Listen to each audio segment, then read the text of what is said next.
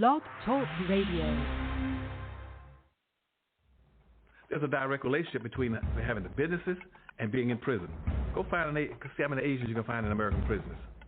They ain't gonna be in there. But 51% of your prisoners will be black because blacks don't have any businesses and industries. There's a direct link. Blacks won't practice group economics. Blacks won't practice group politics. If you don't practice, you're setting yourself up. I told that 5-story building, you're setting yourself to get wiped out. Understand the nature of race, which is economics. If you build the first floor, it's economic. Build your businesses and your industries. Control business and industry, and put that pulls in your money, and hold that money, and practice group economics with it. Arab and Asian money bounces 12 to 13 times what it leaves. Jewish money bounces 18 times. Black folk got to learn how to practice group economics. Black Americans spend every penny they get outside their own community. Then you take the money and the wealth that you get from that first floor and go to the second floor. The second floor is politics. You then take that money on the first floor and you control your politics. Black folk must quit allowing people to tell them to go out and vote. Vote for what? Nobody's going to do anything for black folk in politics. Politics is controlled by money, major corporations who got the money. That's what controls politics. If you have no money, you have no say-so, you have no benefits coming. So you take your money and you control, and you take your money from the first floor, you buy every politician on the second floor. And then the politician you can't buy, you rent or lease them to get what you need. Then once you get the second floor under control with the politician, with your money, then you go to the third floor. The third floor is the police department and the court system. You take your money from the first floor and your politics on the second floor, and you control the court system and the police departments. Then the fourth floor then is media.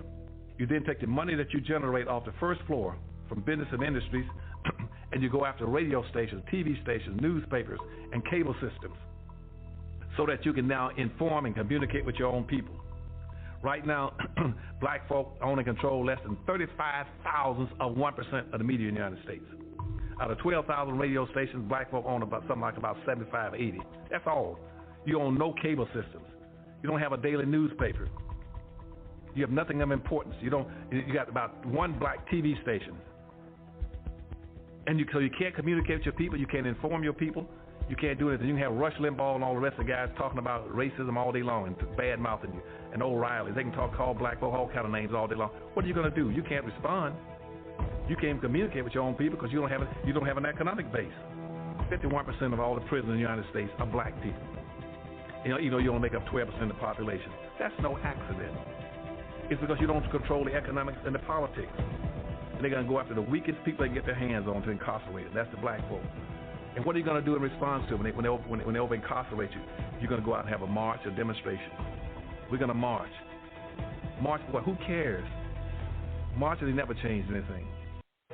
Now learn this from Joel Osteen. That's my man. He be texting me.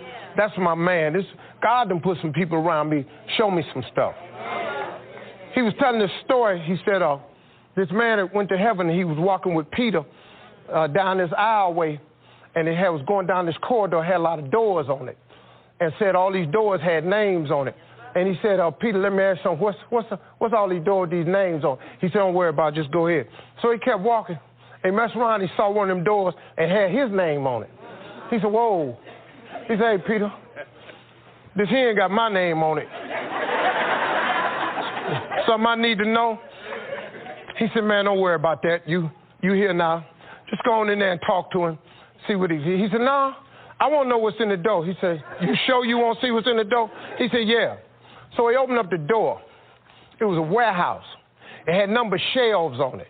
And then the shelves had nothing but packages. And all the packages had his name on them. And he said, what is all these boxes? He said, that's all of the blessings, all of the things God wanted to ship to you. But number one, you didn't ask him for it. Then number two, you didn't believe you would have it. Then you doubted him.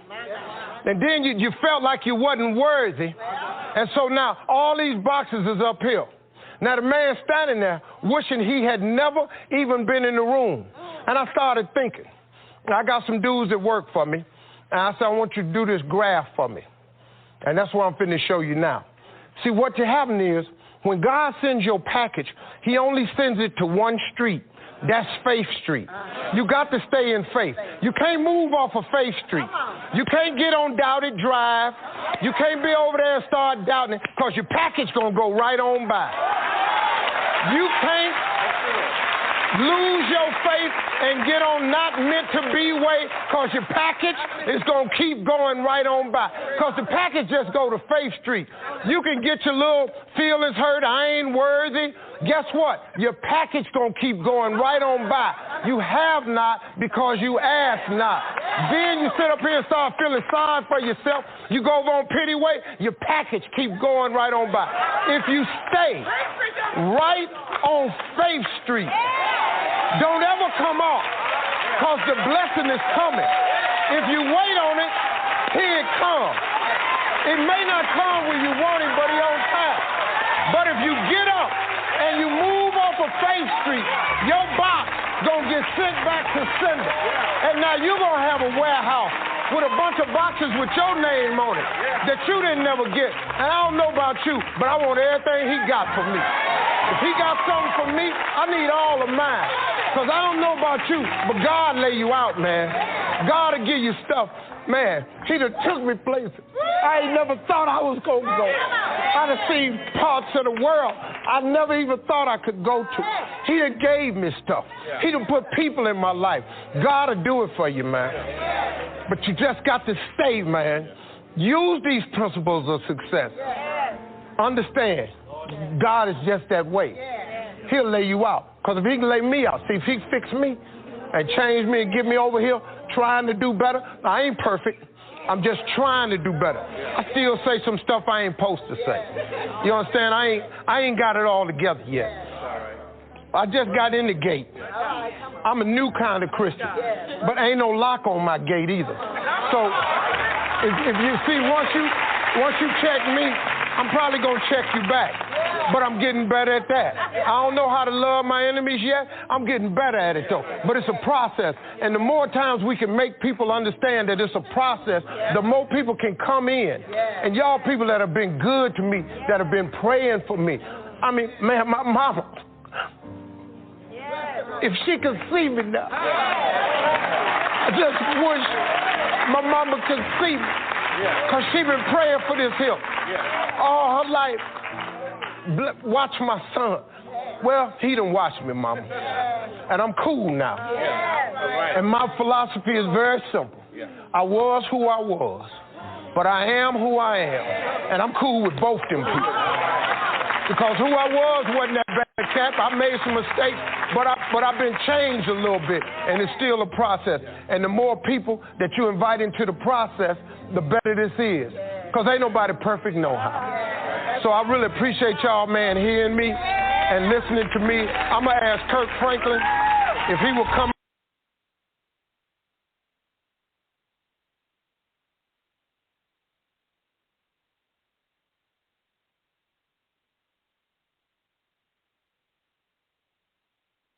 All right, my laptop is buffering, but that's okay.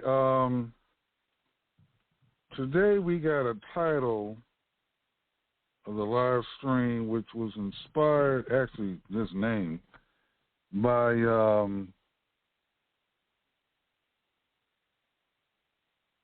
Delmar, and came up in the conversation we had last week, and I so I wouldn't forget it, I had to write it down in my notes. So I said I made it a podcast. Which is you cannot own a job. You cannot own a job. And if Delmar, if you're listening, I like, because I don't want to steal your thunder there. Give us your interpretation of that. But I think it's obvious. You cannot own a job. Also, today is game day. We have our weekly radio program at 6 p.m. today, from 6 p.m. to 7 p.m. Totally different format from what we do here on Blog Talk. So that's at 6 p.m. today. And that's our Boots on the Ground program out of Jacksonville, Florida. So that's a Boots on the Ground here on, Blog Talk. With our podcast, we're in cyberspace. But the Jacksonville station, that's Boots on the Ground. Okay, let's go to, and if Delmar, if you're out there, just let us know, and we'll, matter of fact, let's go to Robin first. Robin, are you there? I am here, and Delmar is not on the line. Or he's not on the line yet? Okay. Yeah. And we're going to go to the line short.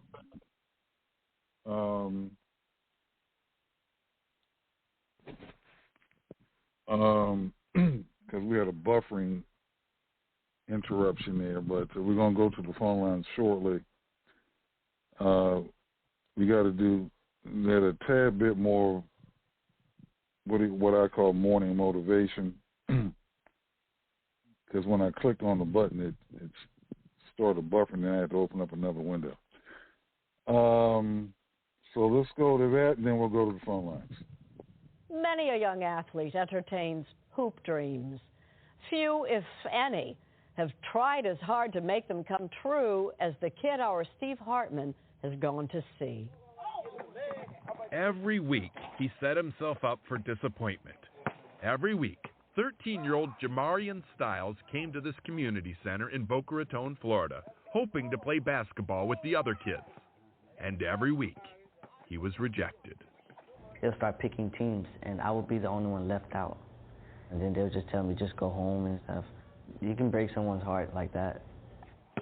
The problem was obvious to everyone but Jamarian. He lost his hands and most of his arms as an infant due to a rare bacterial infection. But he insisted that was no reason to give up his hoop dreams. What about soccer? Have you heard of that sport? Yeah, hear it every day. Why don't you play soccer? That just seems like the obvious thing. You would think that I would be good at soccer. I'm really not. I'm horrible. Which is why, on the first day of class here at Eagles Landing Middle School, Jamarian took his case to basketball coach Darian Williams. Said he wanted to be on the team this year. I said, oh, great, well, just make sure you try out. But you say, okay, great, but what are you really thinking? This man has no arms. Yeah. How is he going to play basketball? But, man, he told me, Mr. Williams, I've never been on a team before. Even if I don't play, I just want to be on the team. And how could I say no to that? And that's how the Eagles got their first armless basketball player. Jamarian quickly earned a reputation as the hardest worker on the squad. He was usually the first one in the gym, usually the last one to leave. Still, he sat on the bench most of the season. Try one more. Until last month. Coach put him in the game with about 6 minutes left. And when he eventually got the ball on the far side of the court, everyone yelled, "Shoot it!" So he did. And sank a three-pointer. And if you didn't quite see that, don't worry, because shortly after, he got the ball again, this time on the near side, for another three-pointer. At the buzzer. Jamarian Styles, the kid no one would pick, was now everyone's hero. Needless to say, today, Jamarian can play all he wants at the community center. He just made the volleyball team and has every intention of playing football next year. Really, the only thing he won't play is the victim. If I could wave a magic wand right now and give you your arms back, would you want them? I don't need them. You don't need them? No. Who needs hands when you've got this kind of touch?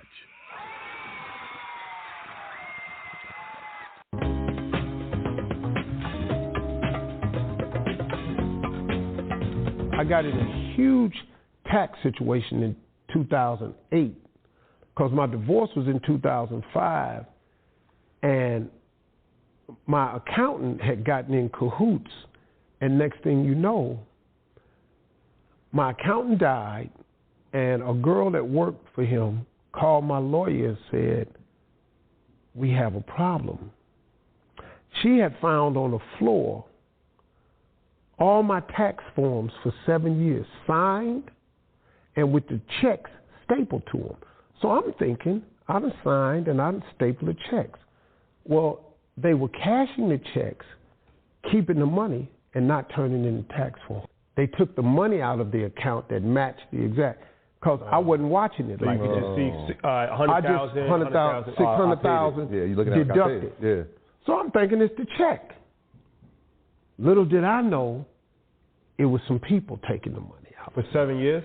For 7 years. How much money did that? I ended up owing $22 million. Wow. $22 million with the penalties. So now, listen to me, man. Me and my wife in 2008, I get the call. And the way I found out was, my lawyer called me and said, hey, man, we got a problem. You haven't paid taxes in 7 years. I said, man, what are you talking about? I paid taxes. I've been writing the checks and all this here. Oh, man. He said, this woman found your taxes in your accountant's office on the floor. Every tax check I had written and every was stapled together for 7 years, quarterly taxes, all of it. So he said, man, that's tax evasion. You can go to prison. And I said, what are we going to do? So he said, hold on, man, let me get some lawyers. So he called up some tax accountants out of Chicago. These boys was the best. And they set me down and they said, man, we got a major problem. He said, I got a friend working at the IRS. Let me take the first year. We took the first year and we sent it in.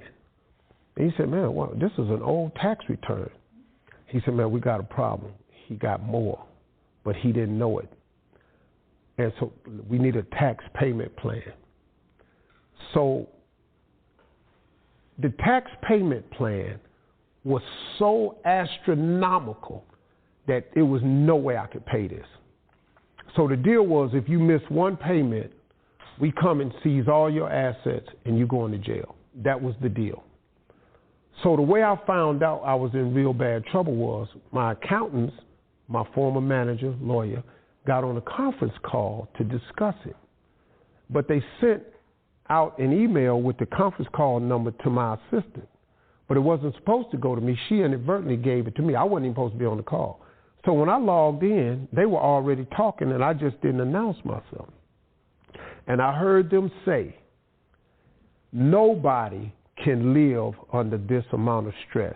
There's no way he can pay the back taxes, pay his current taxes, and his living expenses. And I heard a guy on the phone say, what are we going to do when he goes to jail? And I hung the phone up. I went upstairs. I said, Marjorie down. I said, Marjorie, we got a problem. When I explained it to her, Marjorie started crying. She sat down and cried. My wife cried for 2 straight days. She said, Steve, what you going to do? I said, I'm going to go to work.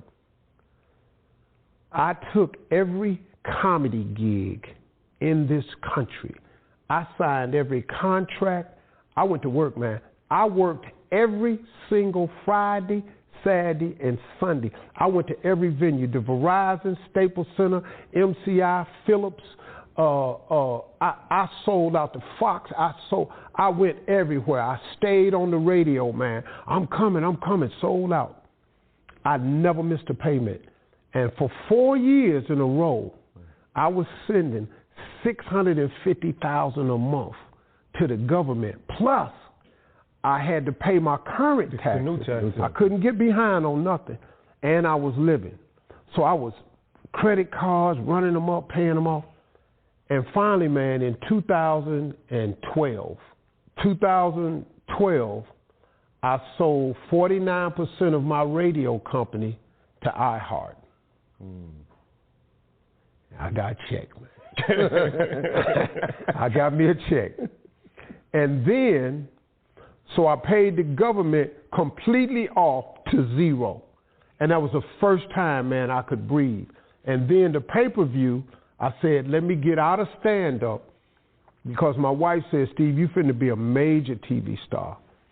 You're going to have to stop telling the jokes you're telling, because you're going to ruin your career. Because she saw the political correctness turning. And so she said, Steve, you can stop if you want to. I said, baby, I can't ever stop telling jokes. It's who I am. She said, well, okay, but you got to watch what you say. And all of my TV shows are sponsor-driven. The radio is sponsorship-driven. I said, man, let me get out of this because I need time to go do more TV. And so I did one last comedy show, but I did it on pay-per-view. And little did I know, for $8, you could watch my last show. I had no idea how many people was going to tune in for that. I made a lot of money. It was the biggest single paycheck I ever made. And next thing you know, I was back.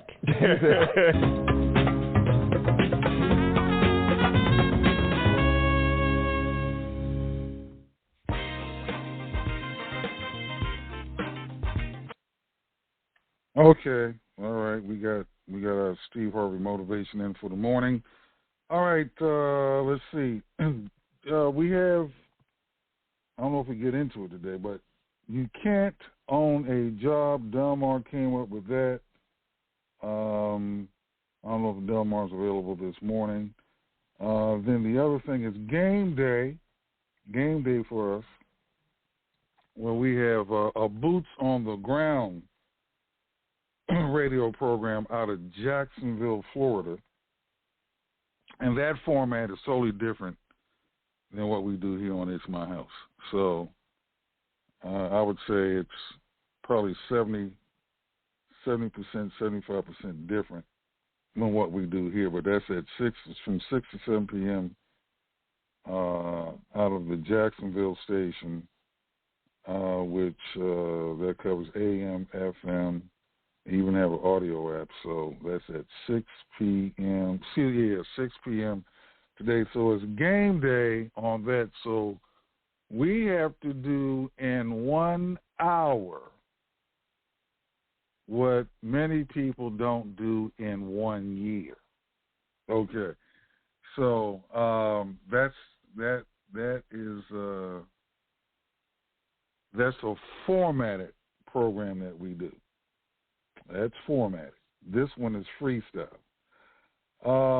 Let's see. Let's go to the phone lines here this morning. Okay, 866. It's, I guess, good morning. Labor Day. Good morning. Yeah, happy Labor Day, both of you. Hi, Robin.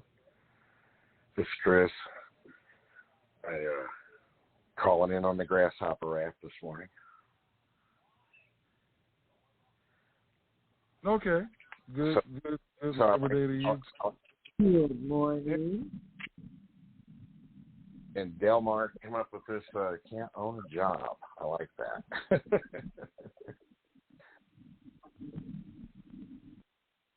No, you can't. No, we can't. I was wondering how, everything was in your area, from the storm, but I've had some amazing things going on here. But I'm fixing to bring some frames down to the affected areas there, all the way through Georgia and South Carolina. But I'm coming down to Florida, do some demonstrations. Wound up partnering with an amazing team called Dynamic Systems that are there to help recover. And they've got guys that are just sitting because the FEMA hasn't released them to go to work. So they're going to step out in the street and build some of these things and show the people what they can have. So we're looking forward to these demonstrations that are about to pop off here. And I think tomorrow I'm catching a plane going to California to meet with some people that's got over 250,000 acres, and they want to do 19,000 different communities. So figured I'd come on here and give a little bit of update on some of the things that are going on. But I look forward to coming that direction and getting in on this Jacksonville boots on the ground.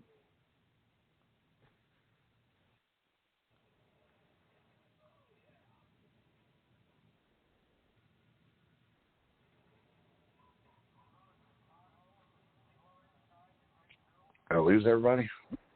Okay, repeat that, Chris, because you went out. I couldn't. Oh, I'm sorry. Yeah, I was just wondering. Let's see. Which part of it didn't you hear? I'm coming down there to anybody can sponsor a house. House frames are $2,500 to $6,500, and that's a 10-foot to a 40-foot house frame. And if somebody feels giving, please do give. You can go to hopeforhousing.org and reach out. You can Cash App. You can do anything. You don't have to be an all-in-one, but please share. You know, we are trying to help the people down there. But we're going to bring some demonstrations down to Florida, Georgia, and South Carolina, and we're going to build them in an hour or two. Frames will be standing there. Hopefully the people will get a clue.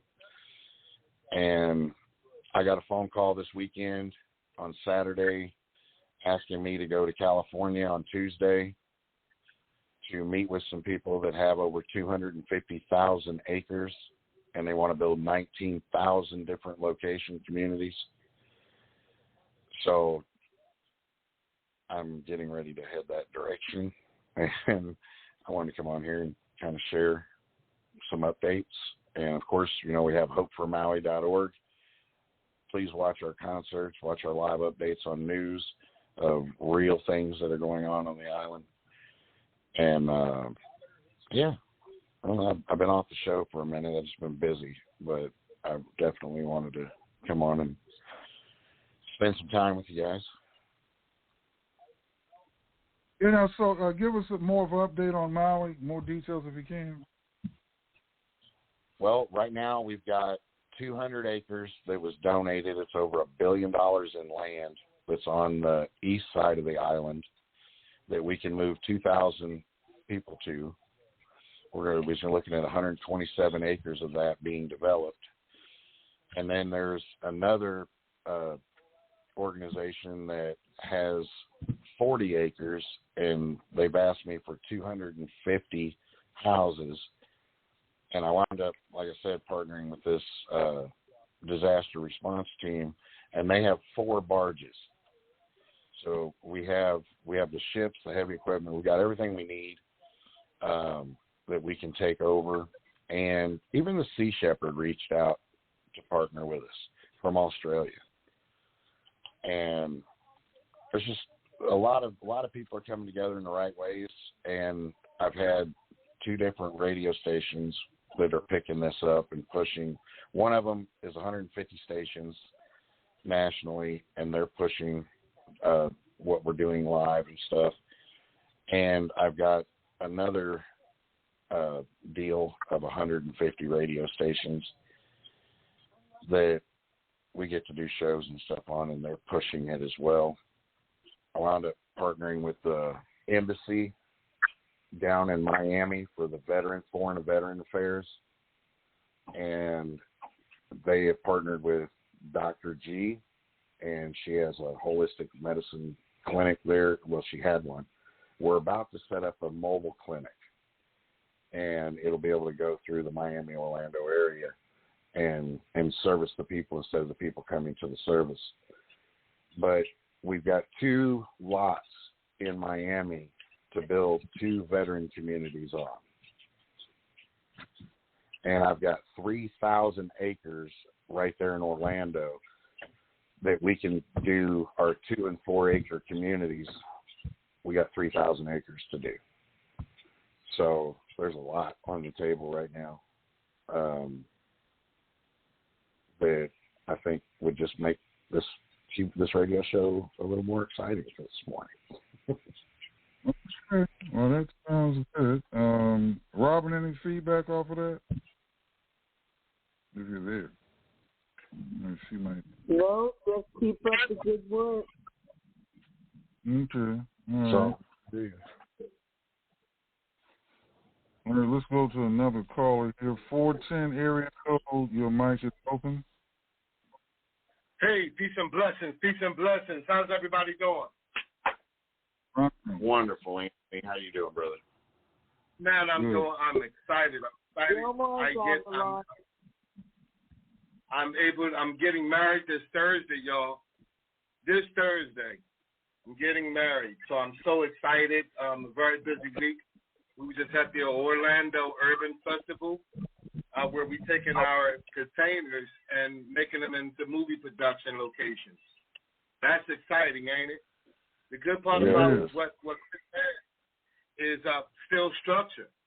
And with still structure, you can make it into anything that you want. Not just houses, but restaurants, clothing stores. You name it, we can make it. Medical centers, we got it. So I just want to say thank you so much for Mr. Chris, because this location that I went to go see the factory of the steel being made, man, everything is right on point. Everything is right on point. Where if we get the land, we're able to start building right away. Able to build right away. So let's go. Let's go. Whatever it takes, y'all, do not give up. Stay the course. So many people are dependent on our vision. So many people, you know. And the good part about it is, song that I got in my head is God always provides. God will take care of you. And so as long as we keep our head focused and keep moving forward and doing the right thing, all the pieces are coming together. So I want to say thank you so much for the opportunity. Thank you, right, brother. Congratulations on getting married. Sorry. Yep. That's about 2 days away. Let's go to the next caller here, area code 352. Your mic is open. Greetings in the name of the Father, Son, and Holy Spirit. My name is Pastor Don Jr., CEO of the Winter Team. Shouts out to the 300 Collective. Shouts out to you, LA. Shouts out to you, Mr. Chris. I'm happy to be here on Labor Day. I'm getting to work. It's time to get to work. The road's open now. Let's get busy. Definitely. Okay. Happy Labor Day to you, Pastor Don. Hey, happy Labor Day to you too, and to all the listeners. Happy Labor Day. Happy Labor Day. And I understand, Del.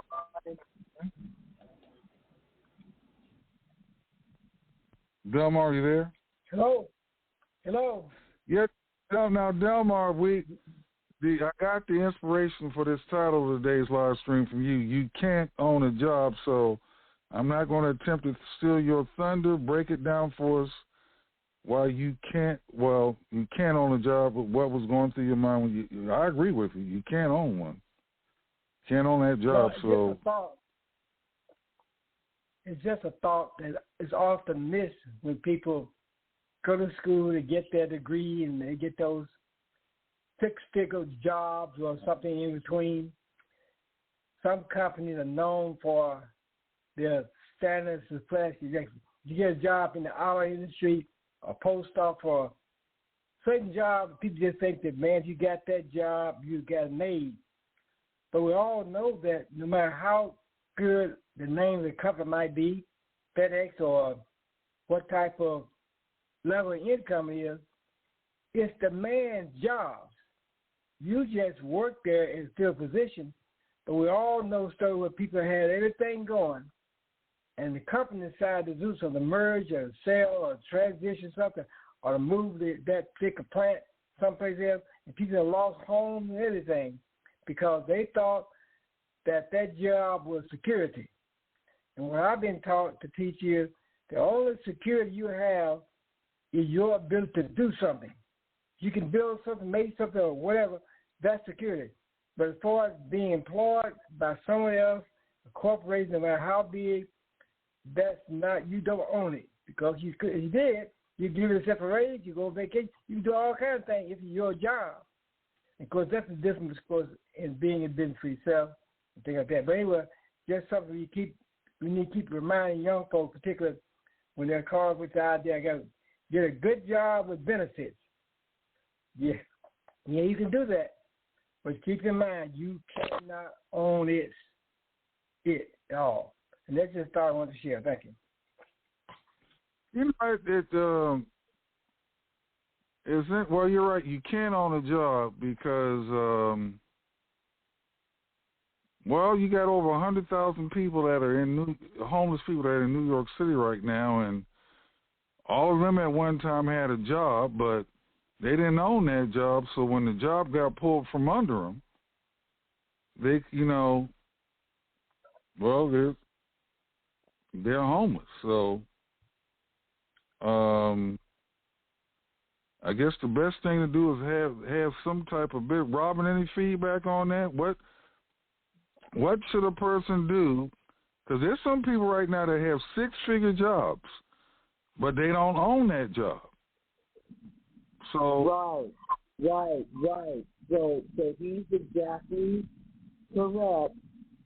You can't own a job, and then why would you even want to?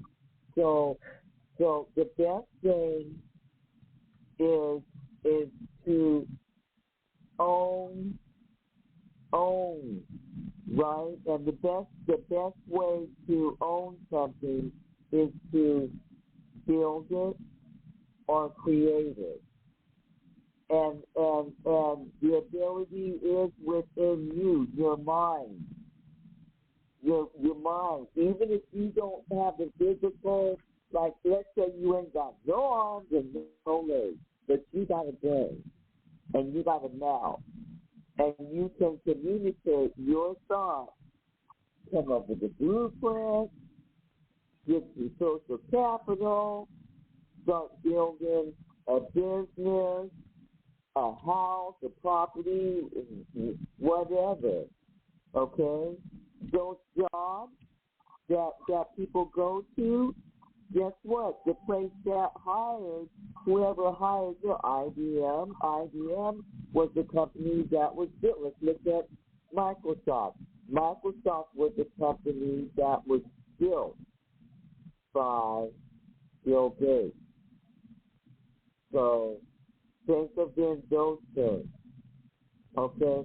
And it doesn't cost a lot of money to start a business. It really doesn't. It all starts with you. So I hope that helps.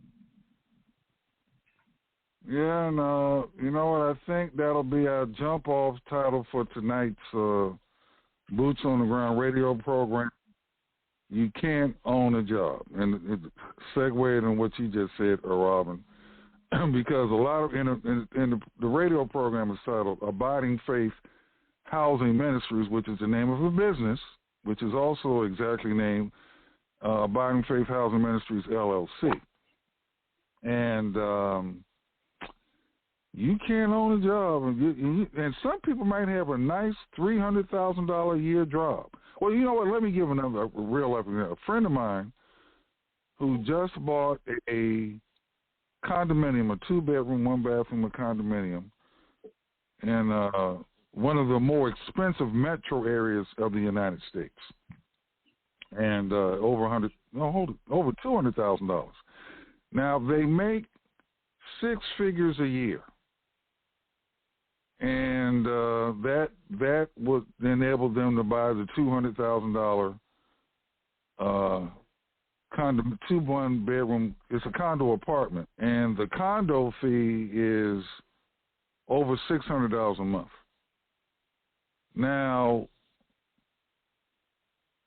on the surface, all that might sound good. You know, they have a six-figure salary.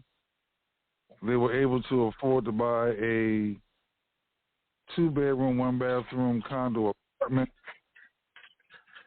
The loan got financed because they had to get a mortgage of, I don't know what the kind of down payment they put down or anything like that, but let's say they got the balance of it financed for 30 years or whatever. But what if 5 years from now, or even 10 years from now, or maybe 2 years from now, they get fired from their job, so that six-figure income evaporates in the thin air, and they don't have a side business or a side hustle or some type of entrepreneurial vision.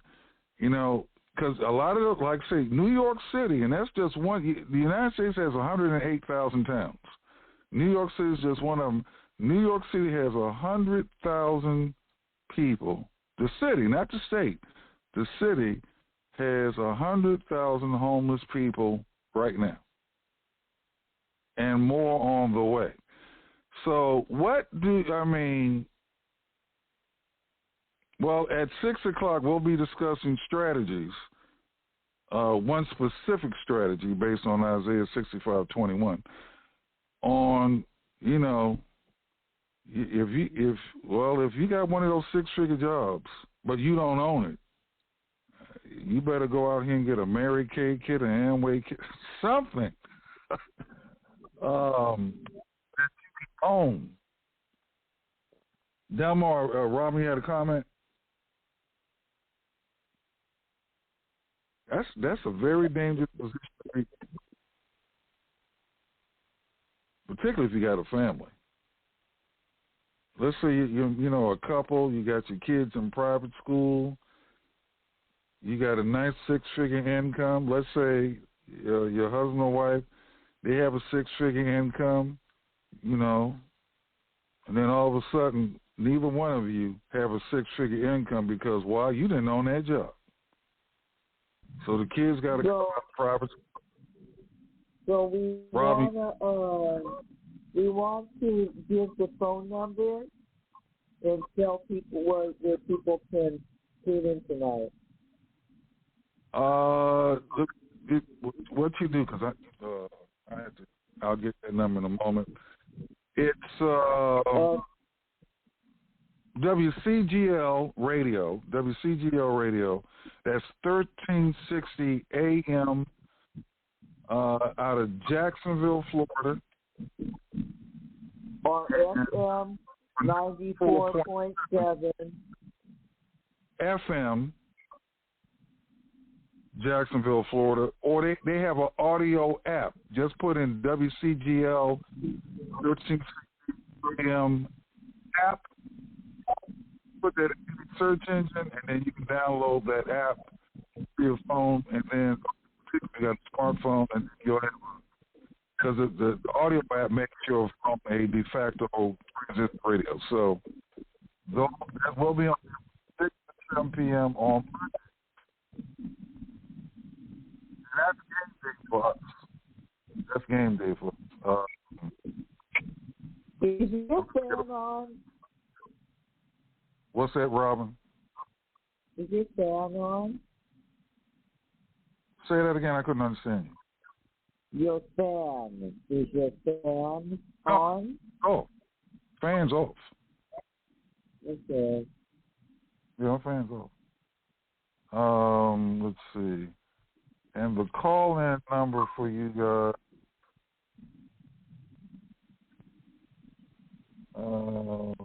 Let's find it.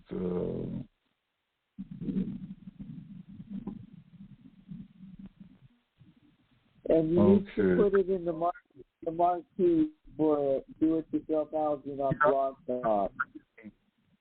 Yeah, I'll put it in the marquee because. All right, wait a minute.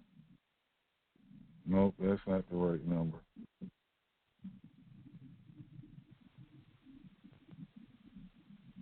All right, well, let me see.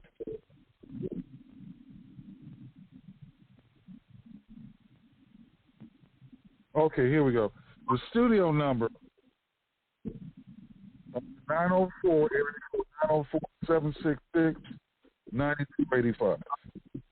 904-766-9285. Once again, the call-in number, or the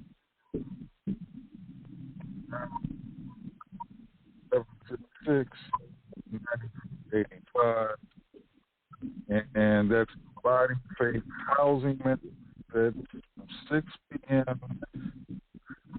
on the 6th, and that's a boots on the ground where we actually you'll be meeting or whoever shows up.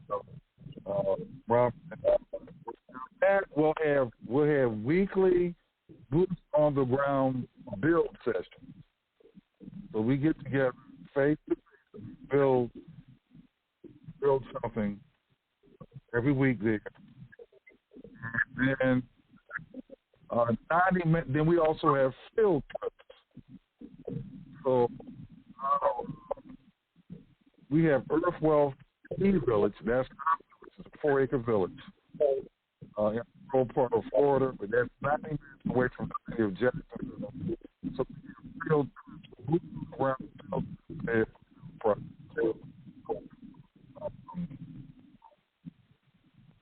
that's our boots on the ground market. That's our first boots on the radio market. I'll put it radio market. Where we're so like meet us today. I mean, you hear us today, and you'll meet us face to face on Saturday of this week, the 9th. And then after that, we'll have boots on the ground face meetings a week. We'll have something midweek, probably Wednesday or Thursday, and then every Saturday we're building.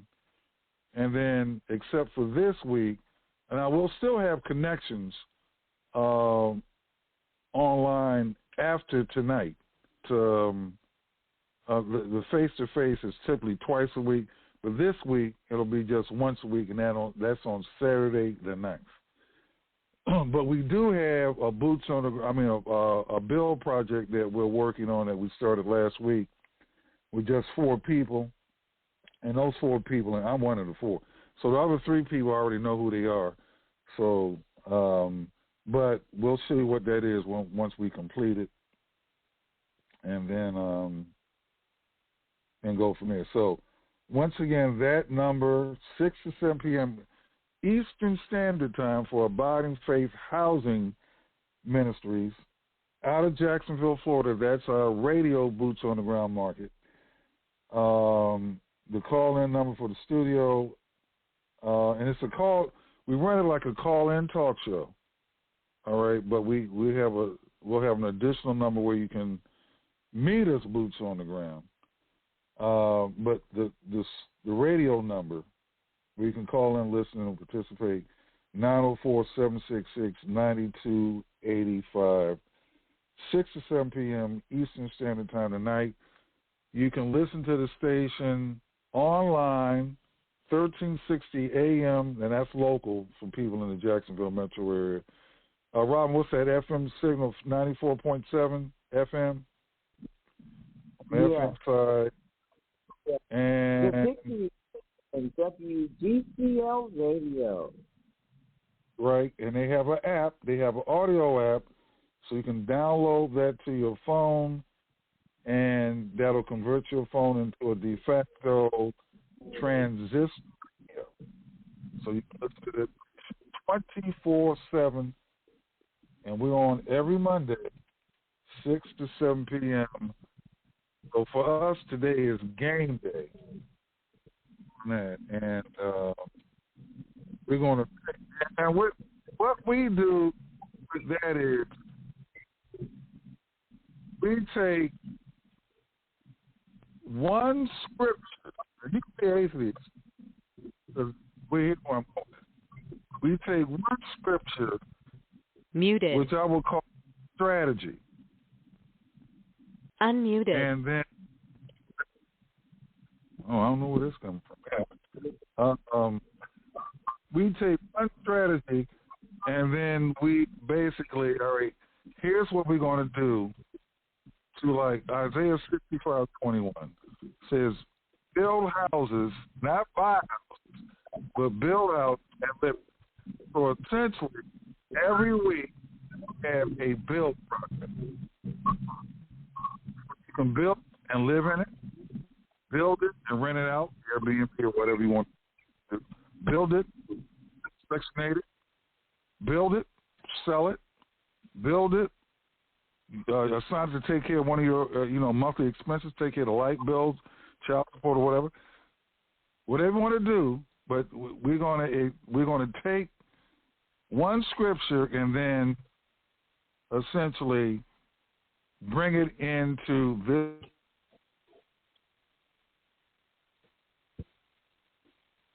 So if you know nothing about building, that's okay. but and we're going to attach that in. Now, that's something you can own. That's something that you can own. Hello? Or you can't own that. Let's take the person who's got a six-figure income, $100,000 a year. All right. Now, let's go back to Isaiah 65. Delmar's trying to say something. Oh, Delmar, you got the floor. You got the mic. Yeah. Right on the same point you're making. That six-figure income is a blessing. That's opportunity. That's when you take that money and build something you can own. That's it. That's the point. If you have that six-figure income, that's a great opportunity.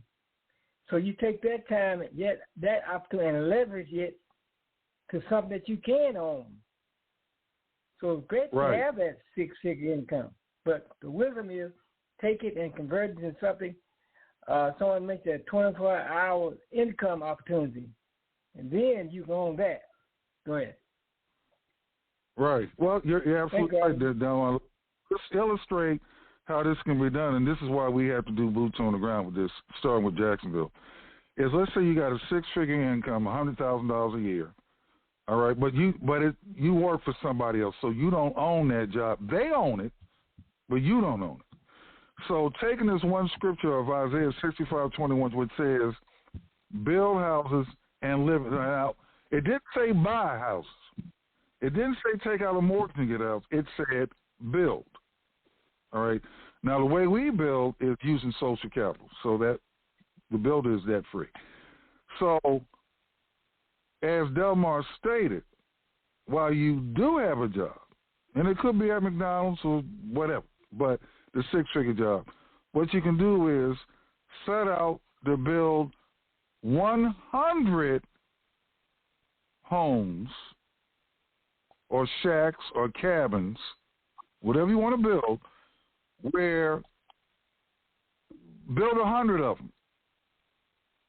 And let's say you get $1,000 a month. Let's say you do them all Airbnb, and you're able to net $1,000 a month. Well, that's $1,000 of income. No.